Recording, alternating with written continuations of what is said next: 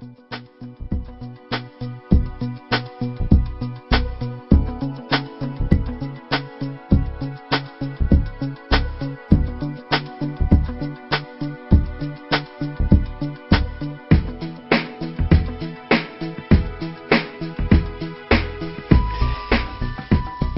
and welcome to part 5 of Alan Carr's Easy Way to Stop Smoking online seminar. I would like to address the topic of casual smoking and cutting down, because my whole smoking life I envied what I perceived to be these sort of happy casual smokers. I had always thought that somehow they had the best of both worlds, that on the one hand they got to smoke, but on the other hand, they didn't have the garbage that went with being a heavier or a daily smoker. Now I actually understand smoking. I can see that far from having the best of both worlds, these people actually have the worst of both worlds. Allow me to explain. I have yet to meet a smoker, casual or otherwise, that would encourage their children to smoke. If casual smokers believe that smoking is so enjoyable, then why won't they share this pleasure with their children? In moderation, obviously. Doesn't happen, does it? Yet these are the same parents that will drink alcohol with their children. But why are these parents so happy when their kids grow up to be non-smokers? Could it be that they don't want their children to make the same mistakes that we've made? Could it be that we want our children to learn from our mistakes? But you see, if casual smokers perceived smoking as being genuinely pleasurable, they would not perceive it as being a mistake. They would want to share this pleasure with their children. The fact that they don't, this raises a big red flag for me. And if casual smokers enjoy smoking so much, then why not do it more? If you enjoy doing something, do you do it more or less? You do it as much as you can, don't you? If casual smokers really enjoyed smoking, they would do it more. The fact that they don't, again, this doesn't make sense. And why do many lighter or casual smokers feel the need to brag about how little they smoke? What's going on there? I mean, if I said to you, you know, I can go 3 weeks without eating a piece of broccoli and it doesn't bother me in the slightest. What am I telling you? Am I telling you that I don't have a problem with broccoli, or that I do? I'm telling you that I do have a problem with broccoli. Because if I didn't have a problem with broccoli, I wouldn't feel the need to brag about how I can control my intake of broccoli. You see, just as all smokers have to lie to themselves to justify their smoking, casual smokers would have you believe that they could take it or leave it, that they have this masterful self-control over their smoking. But if that was true, they would leave it. If that was true, why would they take it? It just doesn't make any sense. The truth is that these smokers are just as addicted as you are, and just as addicted as I was. It's just that their addiction manifests itself in a slightly different way. You see, the way to understand these smokers is to look at what happens to you whenever you try to cut down or control your intake of cigarettes. Terrible things happen when you try to cut down. The first thing that happens is that you're keeping the little monster alive because you keep feeding him nicotine, obviously. Even if it's on just a restricted basis, you're feeding it enough to keep it alive. And because the little monster is alive, he's going to keep the big monster alive, wanting you to, keeping alive the desire to smoke, as it were. The other thing that happens when you try to cut down is that you spend your whole life looking at your watch. Every 10 seconds you're like this, looking at your watch, waiting for your next cigarette. I remember once I tried to cut down to 1 cigarette an hour, but, you know, which for some people is not cutting down. For me, it's cutting down a lot. And I remember getting that panicky, sort of anxious feeling, even as I was smoking the cigarette. Because I knew that when I put it out, I had to go a whole hour without smoking. So I told myself, oh, okay, right, I just won't think about it. So, of course, you become obsessed with the idea of the next cigarette. So then you try, you say, well, I'll just do something to distract myself. I'll go and, I don't know, do my taxes or build an extension on the back of the house or something. So you go and build an extension on the back of your house. When you finish, you look at your watch, you've still got 10 minutes until your next cigarette. So then you begin to get devious. You start thinking things like, well, I'm not smoking while I'm asleep, so I'll take those 8 cigarettes and I'll bring them forward to now, just so I can smoke. And of course, this is ridiculous. You're like a hamster in a cage, just running, going absolutely nowhere. In his book, The Only Way to Stop Smoking Permanently, Alan Carr tells the story.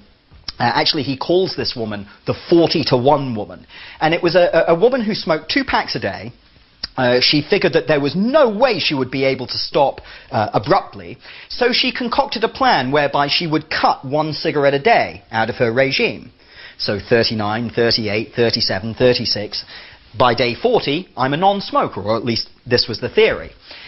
When she came to Alan Carr's seminar, she had been on 1 cigarette a day for 4 months. And this is how she would describe her day. She said, I wake up in the morning, the first thing on my mind, cigarette. Oh, but I can't smoke it now, because if I smoke it now, then I'll have to go through the whole day without another cigarette. Bad idea. So, right, I'll get up, jump in the shower, I'll get the kids up, I'll get the kids breakfasted, I'll get the kids off to school, and then I'll have it. So she'd jump in the car, she'd get in the shower, she'd get the kids sorted out, she'd pack them off on the bus. She'd think, it's still only 8:30 though, it's still a bit early. I'll just do a couple of hours ironing, and then I'll have it. So she'd do the ironing for a couple of hours, still only 10:30, bit early. I'll just do the shopping, and then I'll have it. And it was like a donkey and a carrot, just dangling the thing under her nose, all day long. And she said, to be honest with you, I don't even know why I play these stupid games with myself. She said, because I do exactly the same thing every single day. Which is, about half an hour before the kids get home from school, I sit down and I smoke that stupid cigarette. And she said, as soon as I put it out, the tears come, the depression comes, because I know that I'm 24 hours away from my next cigarette. You tell me, is this the story of a happy woman? Oof, I wouldn't wish this on anyone. Yet, you know the irony? This woman's friends.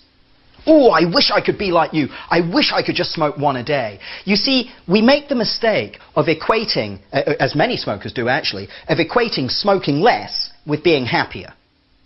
But using this logic, why don't we see the most obvious thing? That you'll be your happiest as a non-smoker. But no, this is terrifying for some reason. It doesn't make any sense. Think about it like this. If you're on a diet, is food more precious or less precious? It's much more precious, isn't it?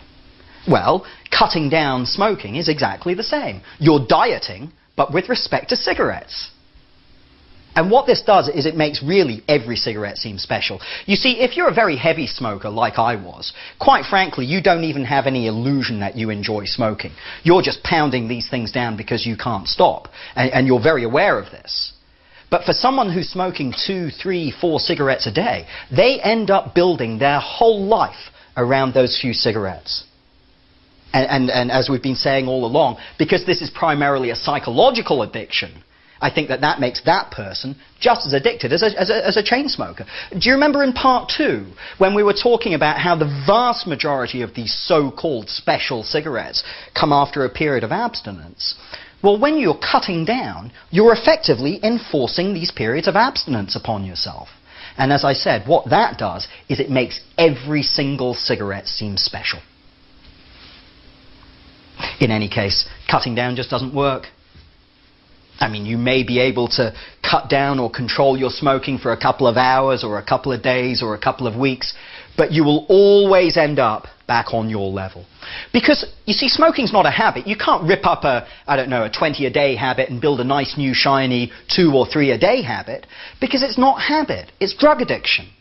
And like any other addiction, it doesn't get better, it only gets worse. It is a huge mistake to think that you can control your smoking. I mean, do you really believe that you can get into the ring with the most addictive drug known to man and come out in one piece? In any case, even if you could control your smoking, why would you want to? What would that cigarette do for you that the thousands and thousands and thousands that you've already smoked didn't? It doesn't make any sense. You know, I was always so ashamed of how much I smoked.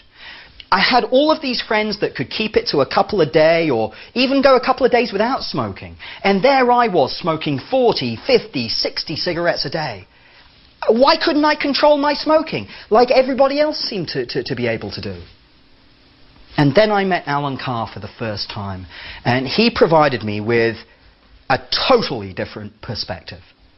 You see, for years I had seen my chain smoking as a weakness. He was the first person to put it to me that actually you had to be pretty strong to smoke that much.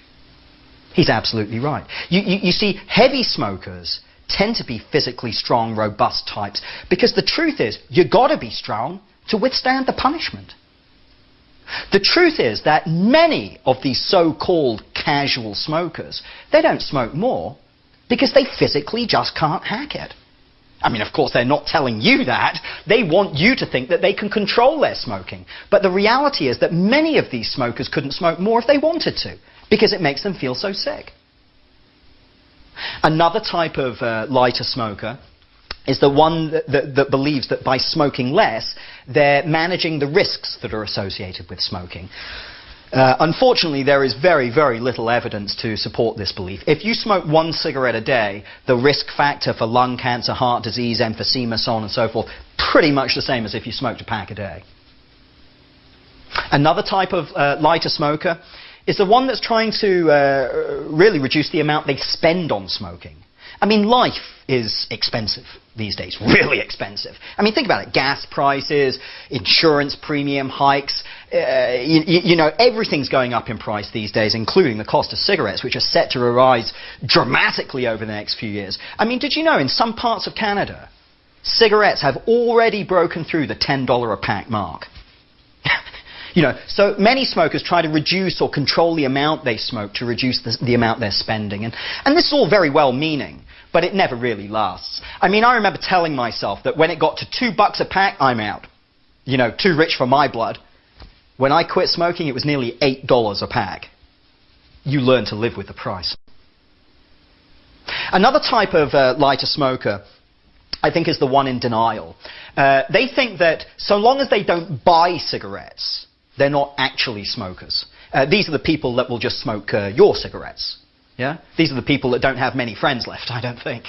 I mean, isn't it odd, though, how many of these so-called casual smokers, if you put them in a situation where they can smoke more, they match you cigarette for cigarette half the time. The genuine casual smoker, the guy smoking literally a couple of cigarettes a year maybe, actually is really a non-smoker who thinks they might be missing out on something. So a couple of times a year, usually under the influence of alcohol, they try to smoke. The cigarette is absolutely disgusting. It makes them dizzy. It makes them nauseous. It makes them cough and splutter. You know, but at the next New Year's Eve party, they'll have a couple of drinks. They'll see someone smoking and they'll think, you know, let's do that again. And the same thing will happen. And this just really reinforces their decision not to smoke. In fact, they end up kind of baffled by the whole thing. They just get mystified as to how anyone could get addicted to something like this. But of course, this is how most of us started, and we know where that story ended up. The other point that we seem to miss when we're thinking about these lighter or what we perceive to be casual smokers is that many of them are using quite large amounts of willpower not to smoke more. I mean, in a sense, this means that they have the worst of both worlds, not the best. On the one hand, they're having to use willpower as if they were quitting smoking, but on the other hand, they don't even get to be non-smokers. They're still smoking. The next time you get an opportunity to watch people smoke, watch them. I mean, the most obvious thing that you will see is that there is no pleasure involved. I mean, whenever I'm in New York City, I walk up and down Fifth Avenue, and as I do, I walk past literally dozens of individual smokers.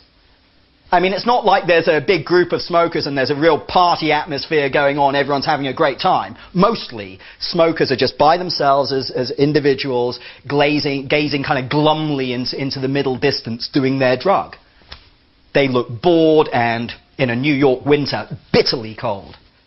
Just so they can all do it again in an hour's time, and again, and again, and again, never being allowed to quit. The best people to watch, the best places, I beg your pardon, to watch people smoke is at parties. Because this is when they're smoking, but they're not really aware of their smoking. Imagine you kind of have X-ray vision, and you can see the smoke going into their lungs. And as the nicotine is absorbed through the lining of the lungs into their bloodstream, where it makes its way via the heart to the brain, where it attacks the central nervous system, making them feel anxious and edgy. And at the same time, it robs their body, the cigarette robs their body of oxygen and other nutrients, making them feel sluggish and lethargic. And the toxins contained in tobacco smoke attack the immune system, compromising its ability to fight off other diseases and conditions. Then when they put that cigarette out, visualize the nicotine leaving their body, being replaced by this very slightly empty feeling in the pit of your stomach, very similar to hunger. This sends a message to the brain that he needs to smoke again. So he lights up, he fires up another. And as soon as he puts that out, the nicotine begins to leave his body. So he gets this empty feeling again. So he has to light a third cigarette, and a fourth cigarette, and a fifth cigarette, and a sixth. And all the time you're watching this, ask yourself, for what? So he can remove this feeling, and by removing this feeling, he temporarily gets to feel like a non-smoker. But by smoking to remove this feeling, all he's really doing is guaranteeing it'll keep coming back. And as you're watching this process of withdrawal, replenishment, ask yourself, is it worth it? Is it worth going through the rest of my life addicted to a drug that doesn't even get me high, just so I can temporarily feel like someone that doesn't do the drug? It doesn't make any sense. Smoking doesn't make any sense. None of us chose to become smokers for life.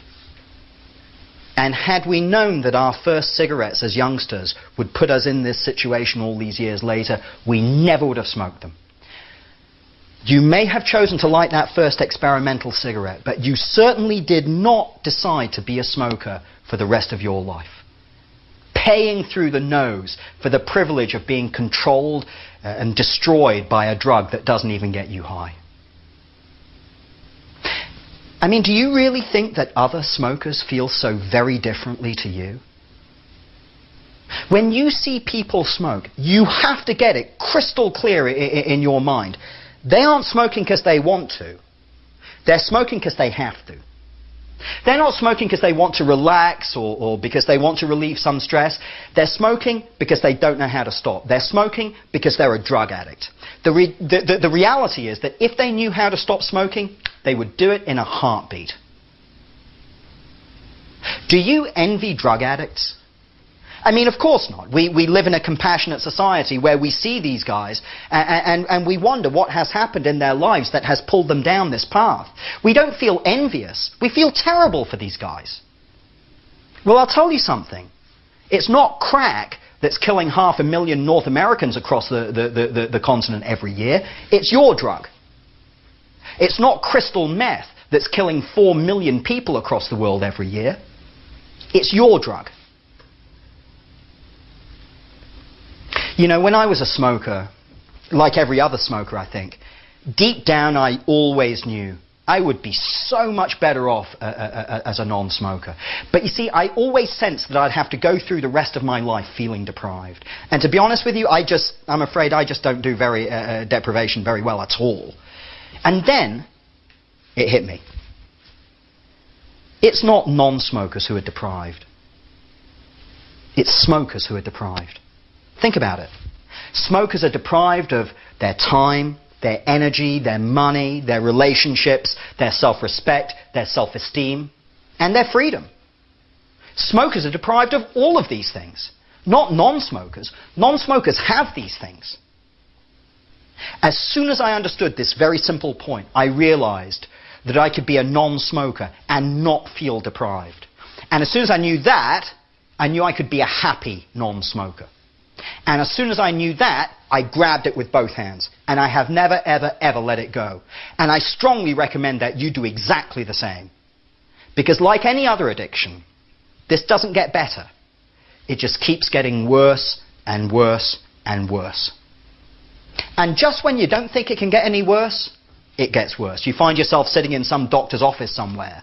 And he says to you, look, I'm really sorry, but I got bad news. And then what do you do? Then what do you go home and tell your family? That you're sorry? It's not good enough. It's nowhere near good enough. Instead, take this opportunity to break free. By watching this seminar, you have worked yourself into a situation where for the first time in a long time, you have choice, genuine choice. Use this choice to trade in this life of fear and anxiety and stress and slavery, and trade it in for a life of health and happiness and freedom. In a moment, it will be time to smoke a final cigarette. But before you do that, I just want to share a couple of final thoughts. Most people at this point of the seminar are kind of a little unsure as to quite how they feel at the moment. There is no right or wrong way to feel at this point or any other point. Some people are champing at the bit to get on with their smoke-free life. Others feel a little bit anxious. Like I said, there's no right or wrong way to feel. The only reason that we really ask people to smoke a final cigarette is not because I feel that you necessarily want or need one. It's to provide closure. It's to draw a line in the sand. It's to say to yourself, this is the last time I am ever going to have to put myself through this. From this point on, I can begin to focus on how to be a happy non-smoker. Now, if you're feeling any fear or anxiety, then you need to understand that the only other option that you have to quitting smoking is to keep smoking. To keep smoking all day, every day, for the rest of your life, feeling like this or worse. It's the only other option on the table, and it's no good. It's nowhere near good enough. Instead, spin this thing around. I mean, think how amazing it will be never to have to stick one of these things in your mouth again.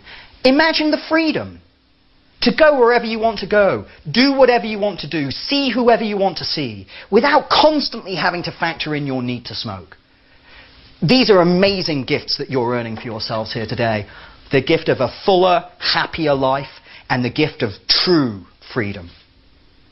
Why not give yourself permission to celebrate?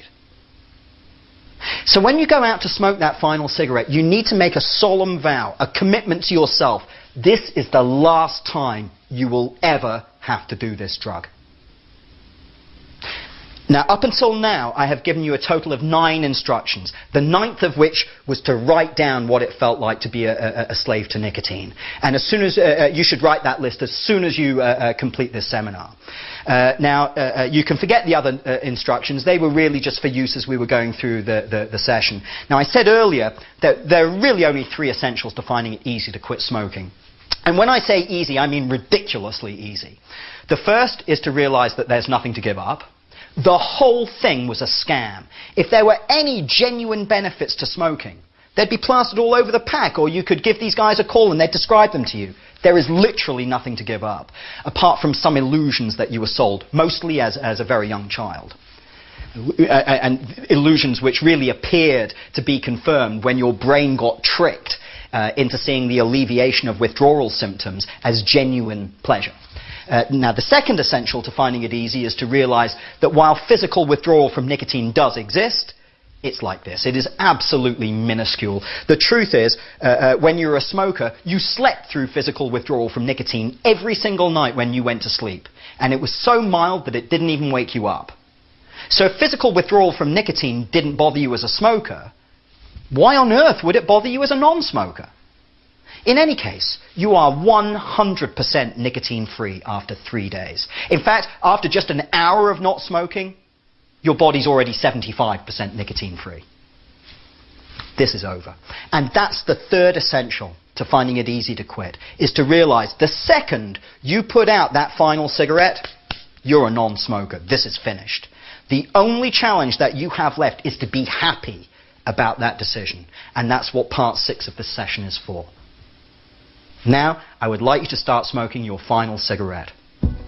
I'll see you again in part 6.